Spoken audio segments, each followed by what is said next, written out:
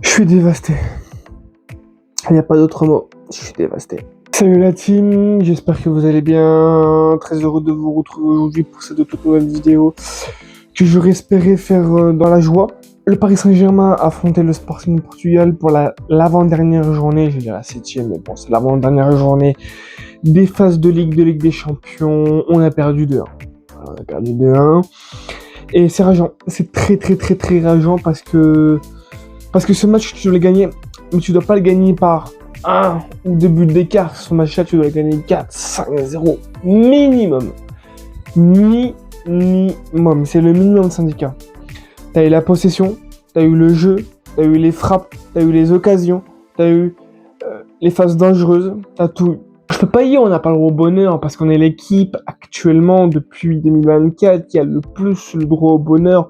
On a vécu des choses incroyables, mais ça fait mal parce que tu domines tout, tu domines partout, tu domines tout le match et tu prends des buts, mais c'est même pas des buts Ligue des Champions, c'est des buts qui rebondissent sur ma grand-mère, qui rebondit sur le cousin de ma grand-mère, qui rebondit sur le chien de la voisine, qui rebondit sur les fesses de Kim Kardashian, qui revient sur un joueur du Sporting Portugal au deuxième poteau, et les 2 buts, c'est ça.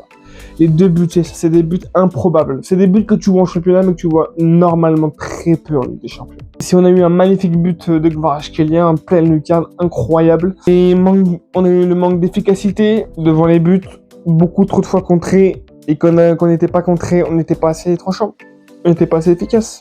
Quand le match s'est fini, j'avais 2 émotions. J'avais la colère, la tristesse et le dégoût.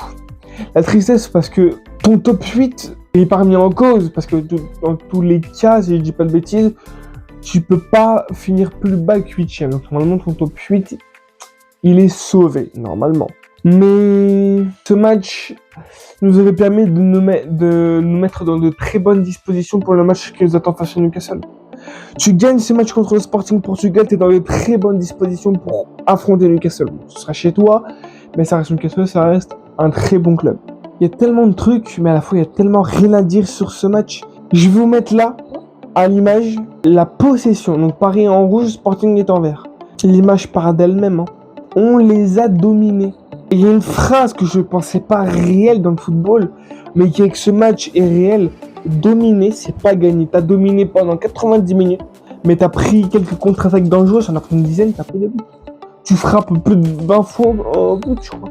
Je ne mettrai pas la pierre sur Chevalier, je cracherai pas sur lui, parce qu'il faut quand même qu'on se rappelle ce qu'on a fait subir à Donnarumma quand il faisait ses performances-là. Face au Real de Madrid devant Karim Benzema, ce qu'il avait fait, puis après ce qu'il faisait en championnat. Pour Lucas Chevalier, il lui faut un temps d'adaptation à ce club.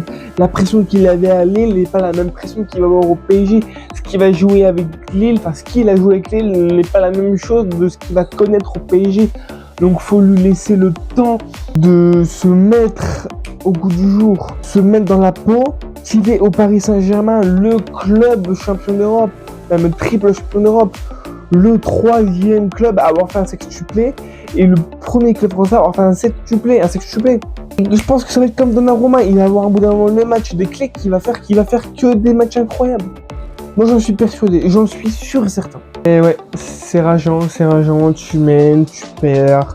T'as ton destin entre les mains, faut que tu gagnes à Newcastle pour pouvoir rester dans le top 8 et essayer d'avoir des phases retour, des phases éliminatoires de la Ligue des Champions chez toi. Mais bon, ouais, c'est rageant.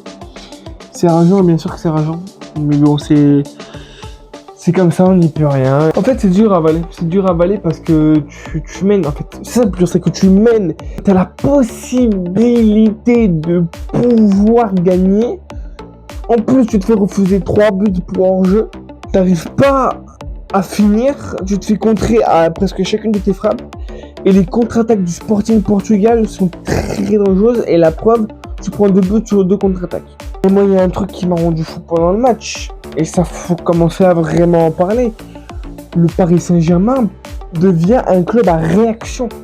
Tant que le PSG ne prend pas de but, le PSG va pas accélérer la cadence. Même s'ils ont fait un excellent match. Même si on pouvait gagner 600 fois. Là, on refait le match 10 fois. On gagne 10 fois sans aucun problème. En fait, ouais, le PSG, j'ai l'impression qu'il est devenu le club réaction, le club qui veut te faire vibrer, mais dans les 5-10 dernières minutes de jeu. Moi, je veux vibrer, mais sur 3-0, 4-0, 5-0. Je trouve qu'on ne retrouve plus le PSG qui est clinique, le PSG qui détruit ses adversaires. Ça devient juste un PSG qui a compris l'émotion de marquer un but à la 90e et qui du coup le cherche à pas marquer ou à essayer, prend un but, à partir du moment où ils prennent un but, c'est à ce moment précis qu'ils accélèrent et qu'ils mettent des buts qui sont dangereux et qui te font vibrer. Mais ça doit pas être comme ça. Tu dois les détruire bien avant, mais bien avant. Et ça, c'est chaque club. Réagis pas, agis. C'est tout, c'est déjà très bien. En tout cas, voilà, c'est tout pour cette vidéo. J'espère que vous l'avez kiffé. En tout cas, elle était pas hyper joyeuse. Il y avait beaucoup de trucs à dire, mais pas non plus énormément en soi. Paris la possession, Paris a plus de tout, mais Paris perd. Donc bon, qu'est-ce que tu veux que je te dise de plus? En tout cas, la chanson YouTube, l'abonnement, le petit pouce bleu, le partage, mon Insta, bien évidemment, affiché tout le long de la vidéo. C'était extrêmement tweet. Et bye la team.